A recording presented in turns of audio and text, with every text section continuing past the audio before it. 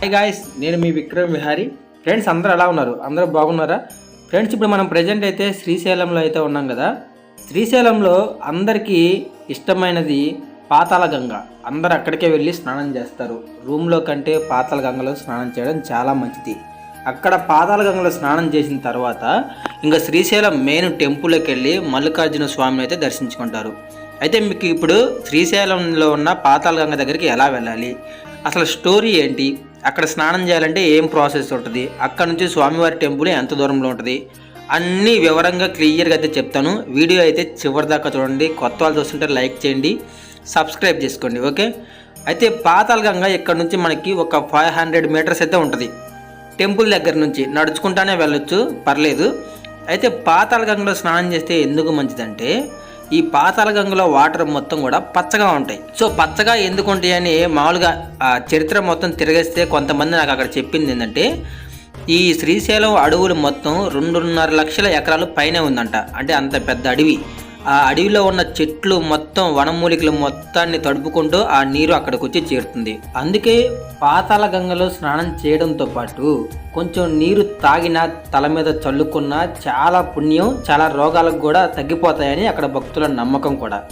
ఇప్పుడు ఇది bus stand circle అంటారు ఈ ప్లేస్ని, గుర్తుపెట్టుకోండి.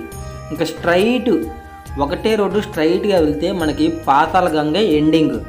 అక్కడ నుంచి ఇంకా మెట్లు దిగాలి గ్యాస్. ఎంత లోతు ఉంటుందంటే మామూలు లోతు కాదు. శ్రీశైలం టెంపుల్ ఏమో చాలా హైట్లో ఉంది. ఈ కృష్ణానది పాతాళ గంగ ఏమో చాలా లోపలికి ఉంది. కానీ ఒకప్పుడు పాతాళ గంగ దగ్గర కూడా చాలా మండపాలు ఉన్నాయి. లోపల ఒక నందీశ్వరుడు కూడా ఉన్నాడని చరిత్రలో అయితే ఉంది. చాలామంది భక్తులు కూడా చెప్తా ఉంటే విన్నాను. ఇప్పుడు శ్రీశైలంలో మొత్తం 2 నంది విగ్రహాలు అయితే ఉన్నాయంట, మంచి పెద్దవి, ప్రాణంతో ఉన్నవి. ఒకటేమో శనగల బసవన్న అని టెంపుల్ లోపల ఉంటుంది, రెండోది పాతాళ గంగలో మునిగిపోయి ఉందంట. సో మరి అది చాలామంది చెప్తే విన్నాను నేను కూడా. మీకు తెలిస్తే కామెంట్ చేయండి. సరే, మనం దగ్గర పాతాళ గంగ దాకా వచ్చాము. అదిగోండి కనిపించేది ఎదురుగా ఉంది, చూసారా? అక్కడే. అంటే మనం ఒక 1000 మెట్లు పైన కిందకి దిగాలి. ఒక లోయలాగా ఉంటుంది, కిందకి బాగా కిందకైతే వెళ్ళిపోవాలి మనం. ఇక్కడ నుంచి స్టార్ట్. గాయస్, మీరు కిందకి వెళ్ళేటప్పుడు ఏదైనా ఫుడ్ ఐటమ్స్ కావాలన్నా, ఏదైనా పూజా సామాన్ కావాలన్నా ఇక్కడ నుంచి తీసుకొని వెళ్ళండి.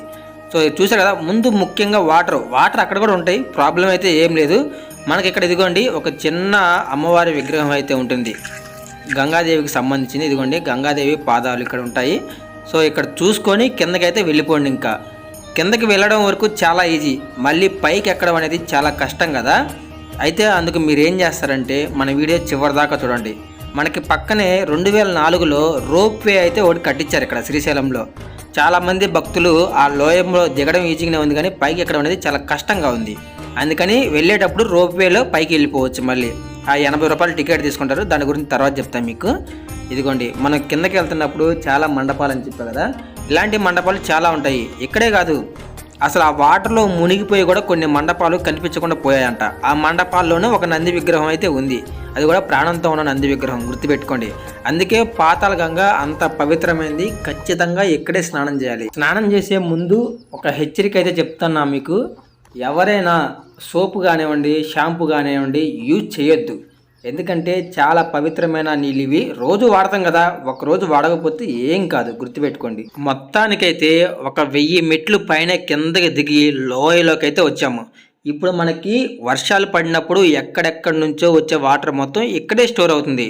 అదిగోండి ఎదురుగా మీకు శ్రీశైలం డ్యామ్ కూడా కనిపిస్తుంది కదా. అప్పుడు వాటర్ పై దాకా, ఇదిగోండి మన ముందు రాడ్లు ఉన్నాయి కదా, కర్రలు, ఇక్కడ దాకా వస్తాయి నీళ్ళు, ఎంత హైట్లో వస్తాయి.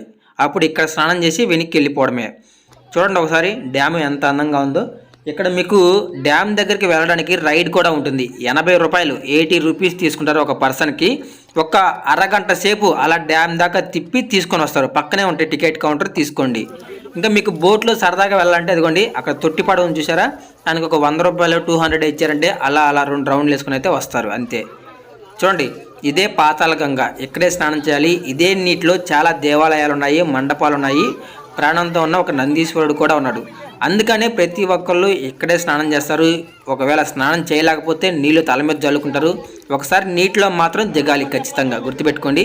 కొంచెం తాగండి, ఇక్కడ కాదు కొంచెం పక్కకెళ్ళి తాగండి, ఇక్కడ మాత్రం వద్దు. ఇక్కడ నేను దారిలో వస్తున్నప్పుడు చాలా బోర్డులు చూశాను, ఎందుకంటే షాంపూలు వాడొద్దు, సోపులు వాడొద్దు, ఒకవేళ వాడినా వాటి కవర్లు ఇక్కడ పడేయొద్దు, ఇలాంటి ఎన్నో బోర్డులు చూశాను. ఈ జనం చదువుకున్నారో లేదో తర్వాత సంగతి, ఎవ్వరు దాన్ని పాటించట్లేదు. గాయస్, అందులోని ఈ వాటర్ పచ్చగా ఉండడానికి కారణం ఆ కింద బండల మీద పాసి ఉంటుంది కదా, ఆ పాచి బట్టి ఉంటుంది మొత్తం. సో సూర్యకిరణాలు పడినప్పుడు అది మొత్తం కూడా రిఫ్లెక్ట్ అవుతుంది వాటర్కి, అంతే. నీళ్లు పచ్చగా ఉండవు, ఎందుకంటే నాగార్జున సాగర్లో నీళ్ళు కూడా ఇవే వచ్చేది, గుర్తుపెట్టుకోండి. ఇక మనకి పక్కనే టికెట్ కౌంటర్లు అయితే ఇస్తారు. ఇక్కడ మనం బోట్ రైడింగ్ చేయాలన్నా కానీ, అక్క మహాదేవి గుహలకు వెళ్ళాలన్నా, ఇంకోటి తాడు అని వచ్చేసరికి ఏంటంటే రోప్ వే, మళ్ళీ పైకి ఎక్కాలంటే ఇప్పుడు ఆ మెట్లు మొత్తం ఎక్కి పైకి వెళ్ళాలంటే మనం టెంపుల్ దాకా నడవలేము మళ్ళీ. సో అందుకని ఆ పక్కనే మీకు లెఫ్ట్ సైడ్ లేదంటే మీకు ఇక్కడ పెద్ద ఆఫీస్ కనబడుతూనే ఉంటుంది.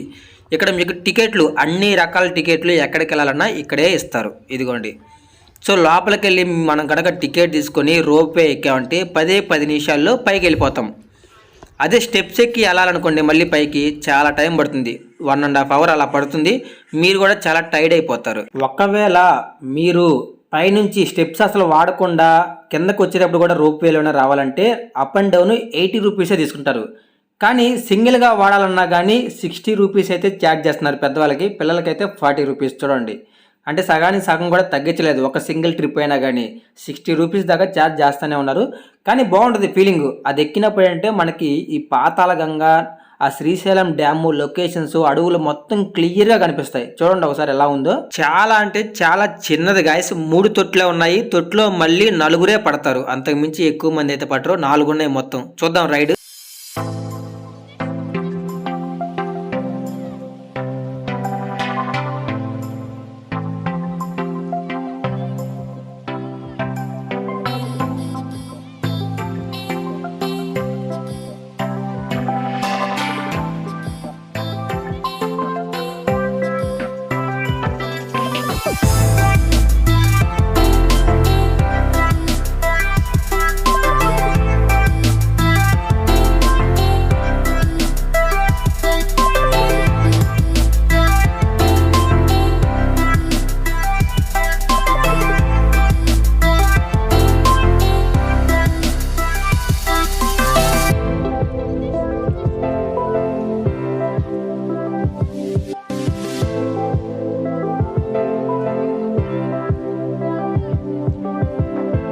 గాయస్, మొత్తం టాప్ నుంచి వ్యూ పాయింట్ అయితే ఇలా ఉంటుంది.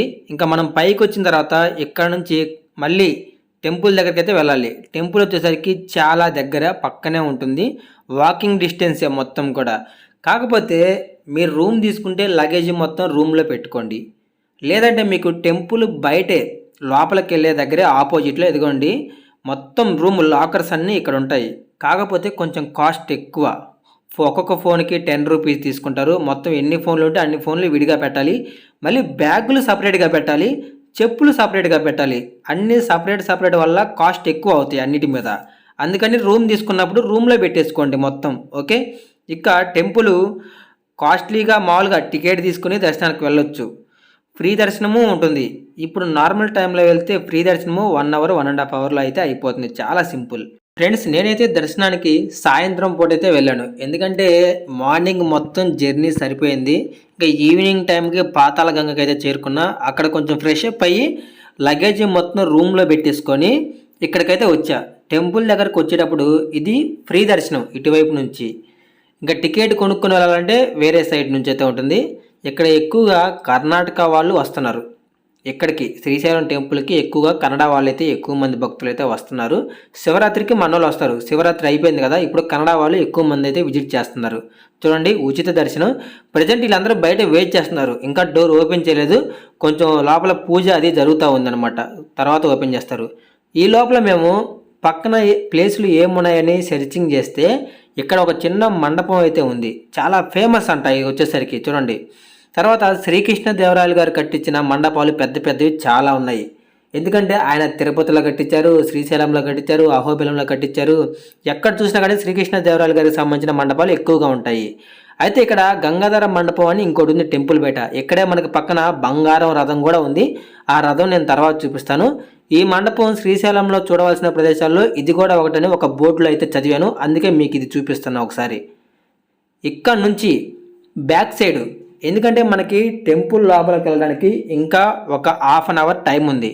అందుకని ఈ లోపల చుట్టుపక్కల టెంపుల్కి సంబంధించిన ప్లేసులు ఏమున్నాయని చూద్దామని అలా సరదాగా టెంపుల్ చుట్టూ తిరుగుతున్నాను. నాకు అప్పుడే ఒక పెద్ద గార్డెన్ అయితే కనిపించింది. ఇది తిరుపతిలో స్వామివారికి గార్డెన్ ఎలాగైతే ఉంటుందో పూల తోటలాగా సేమ్ ఇక్కడ కూడా శ్రీశైలంలో కూడా ఒక పూల తోట అయితే ఉంది. ఇక్కడ స్వామివారికి సంబంధించిన అన్ని విగ్రహాలు అయితే ఇక్కడ ఉంటాయి. ఇంకా వీరభద్ర స్వామి ఎప్పుడైనా టెంపుల్కి కాపలాగా ఉండేది రక్షకుడుగా వీరభద్ర స్వామి విగ్రహం అయితే ఉంటుంది కదా టెంపుల్. ఆ టెంపుల్ కూడా ఈ పూలవనంలోనే ఉంది. చాలా ఫేమస్ టెంపుల్. మీరైతే ఇక్కడికి టెంపుల్ విజిట్ చేసిన తర్వాత కానివ్వండి, టెంపుల్ విజిట్ చేయడానికి ముందు కానివ్వండి, ఈ ప్లేస్లు మొత్తం కవర్ చేయండి. మొత్తం చుట్టూ ఉంటాయి, ఎక్కడెక్కడికో వెళ్ళాల్సిన పని లేదు. ఇదే టెంపుల్. వీళ్ళు ఇక్కడ చాలా మంది అయితే పని చేస్తున్నారు, గార్డెన్ మెయింటైన్ చేయాలి కదా. మరి ఇక్కడైతే చూడండి 2007, 2004 ఉంది. అక్కడ జంతు బలులు అనేది శ్రీశైలంలో నిషేధించారంట. ఇప్పుడు ఒకవేళ ఎవరైనా ఏదైనా జంతువుని తీసుకొచ్చి బలి ఇవ్వాలని గుడి ముందు కోసారంటే ఖచ్చితంగా వాళ్ళనైతే జైల్లో అయితే పెడతారంట. అసలు ఏ జంతువు, ఒక కోడి కూడా కోయడానికి లేదు ఇక్కడ అవకాశం. తర్వాత స్వామివారికి సంబంధించిన కోనేరు టెంపుల్కి సంబంధించింది. అది కూడా దూరంగా కనపడుతుంది చూసారా గోపురం, అది ఛత్రపతి శివాజీ గారు కట్టించిన గోపురం, గుడి గోపురం. సో చాలా ఉంది మ్యాటరు, చెప్తా 1 by 1. ఒకసారి ప్లేస్ మొత్తం చూడండి. ఇది వీడియో వేరే వాళ్ళది, మంది కాదు. టెంపుల్ లోపలికి కెమెరాలు అయితే అలౌ చేయరు, మన దగ్గర ఫోన్ కూడా లేదు. మీకు ఒకసారి చూపిద్దాం అనుకుంటున్నాను. ఇదిగోండి, ఇది మెయిన్ టెంపుల్ మండపం మొత్తం కూడా. చాలా నంది విగ్రహాలు అయితే పైన ఉంటాయి. చాలా అంటే చాలా అద్భుతంగా ఉంటుంది టెంపుల్. ప్రతి ఒక్కళ్ళు ఖచ్చితంగా శ్రీశైలం ఒకసారి అయితే వెళ్ళాలి, చూడాలి కూడా. గాయస్, మీకు జ్యోతిర్లింగాలు మొత్తం 12 కదా, అందులో ఒక జ్యోతిర్లింగం అయితే ఇక్కడే ఉంది. ఇంకొకటి శనగల బసవన్న అనే నందీశ్వరుడు, మనం చెప్పే ప్రతి మాట కూడా వింటారు ఆయన వచ్చేసరికి. ఇంకోటి ఏంటంటే అమ్మవారి శక్తిపీఠం, అష్టాదశ శక్తిపీఠాల్లో 6వ శక్తిపీఠం అయితే శ్రీశైలంలోనే ఉంది. ఇలాంటి ఎన్నో ప్లేస్లు అయితే ఇక్కడైతే లోపల ఉన్నాయి. ముఖ్యంగా ఏంటంటే మీ ఫ్యామిలీ మెంబర్స్ ఎవరైనా వస్తారేమో వాళ్ళకి ఒకసారి వీడియోని షేర్ చేయండి. వాళ్ళు చూశారంటే ఖచ్చితంగా దీని గురించి తెలుసుకొని వస్తారు. అందుకే ఈ వీడియోని షేర్ చేస్తూ ఉండండి, ఓకేనా. తర్వాత ఇంకా పక్కన ఇంకా మంచి మంచి ప్లేస్లు ఉన్నాయి శ్రీశైలంలో వచ్చేసరికి, అవన్నీ చూపిస్తాను. కొత్త వాళ్ళు చూస్తుంటే సబ్స్క్రైబ్ చేసుకోండి, వీడియోకి లైక్ చేయండి, సపోర్ట్ చేయండి. Okay, thank you.